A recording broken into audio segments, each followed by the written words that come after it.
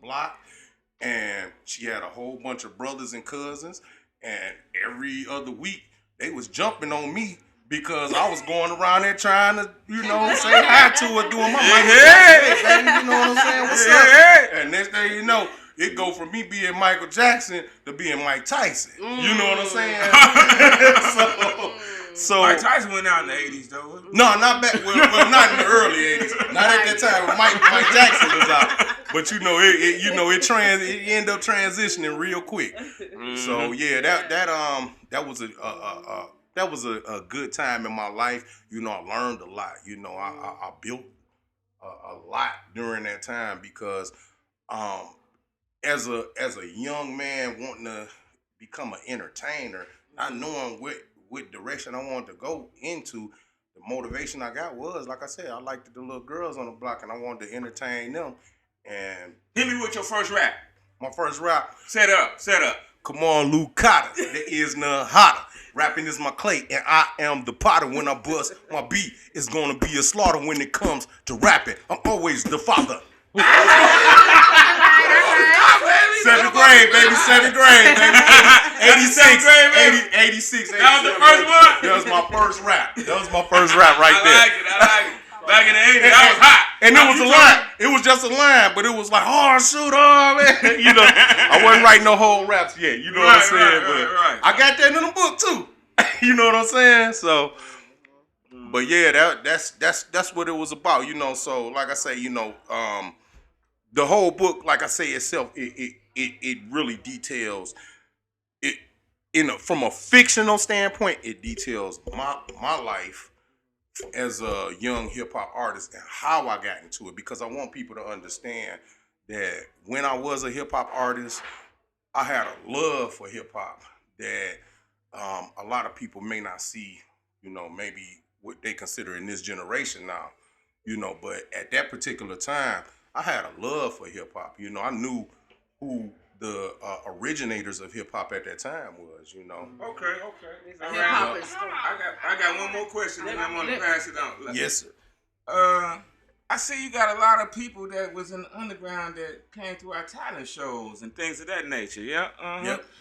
John Drama, Seven the General, Yep. Dress Money, Big Hurt. Yep. All of them. You had connections to all those guys. Yep. Stretch Money was at the talent show. Yeah, he performed, Okay. He wasn't one of the acts. No, that's what I'm like. I didn't recall. No. I remember hosting. It was well at one of my cabarets back then. But initially, like Seven the General, I met Seven the General when I was a writer for Flash magazine. That was my brother's my brother Tez Green and my homeboy Flyer Man. They call him Flyer Man. Wyatt Smith. Mm-hmm. And I wrote for that magazine, and I interviewed Seven the General. Oh, you did? Yeah. And me and him ended up getting cool. We did a video interview. That's actually online still, from it's been about 10 years ago. So all these underground artists, did anybody ever pop loose? I know they got T Grizz, they got Sada Baby, the latest ones out, you know what I'm saying? But I was the ones that we used to mess with back in the day. Did anybody, baby? I put it like this. At that time, there was still a cap on Detroit's, the boundaries of where, how far, the ceiling of how far you could go coming from Detroit, because hip hop is different from like you being an R&B singer or something like that. It's regionally, it's almost got to be your time, or you got to be connected with the right people. So I remember back in those days, like listening to cats like Big Hurt and Seven the General. Yep, Rock Bottom back then. And at that time, I was saying like, man, my ear test is telling me that these cats is just as good as. Just as good. That's what I used to be tripping. Yeah. Remember Val, when we used to be at the shows and people be at the shows and they would, man, just spit some cold 32 straight bars, wicked. Cold, and they would look at him like this on stage, like. That's the support. And then I was be like, hold on. I had to come out there. Look, man, y'all, we gonna clap for everybody. You know what I'm saying? If you got some spirit to get up on this stage and you cold, We gonna clap for him. So everybody, Exactly. and then everybody start clapping for him, you know, and this and that. But Yep. Detroit, you can't outdo them, and I ain't gonna clap for you in this bitch. You know, Exactly. that's how it's cut. Yep. It was so competitively on a scale, a local scale. The competitive level was one of the things that was holding us back because so many people was trying to get on. They was cutting everybody else off. Yeah. And then nationally, it just wasn't the music that we were doing, as good as it may have been.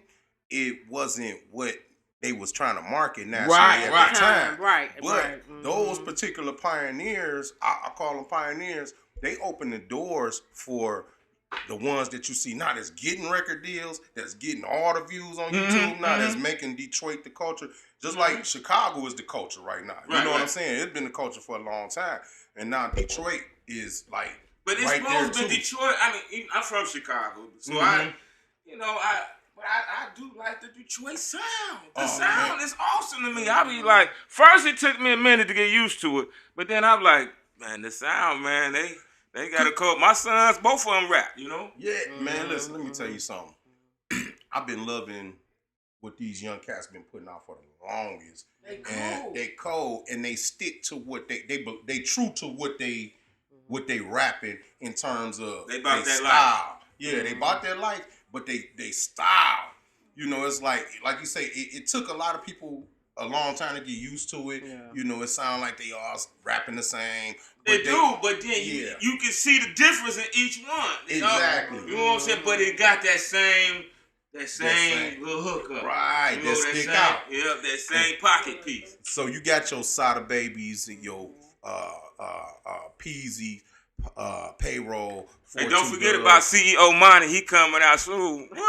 And my son. I remember that CEO Money. CEO Money, baby. CEO Money. Him up. You know what I'm saying? Pull him up. He hot. You definitely got to check him out. You know what I'm saying? That's one come up under the wing piece. You know. All right. So I wanna break in here right quick. Okay, go ahead. Yeah, what you? All right. I'm waiting for Ms. Val to get things together.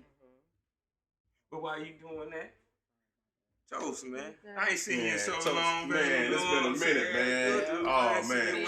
And we on the same positive. Let's love this, man. Okay, fellas. Okay, go ahead. Okay, so Mr. Legendary Lukata.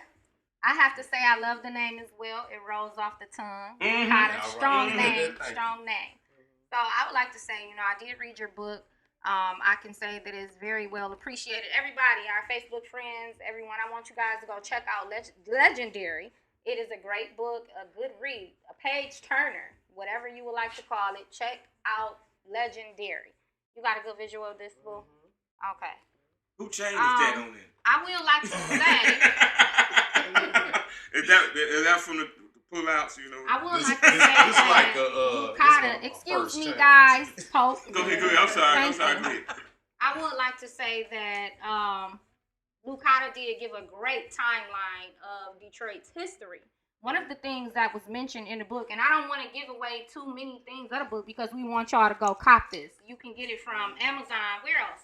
Where else could people cop your book? Amazon is the primary. Yep, the primary. Okay. So you can cop this book from Amazon. I want you guys to read it, so I'm not gonna give too many. I don't want to give things away. I want you guys to check the book. Go purchase this book on Amazon. Read it for yourself. Right.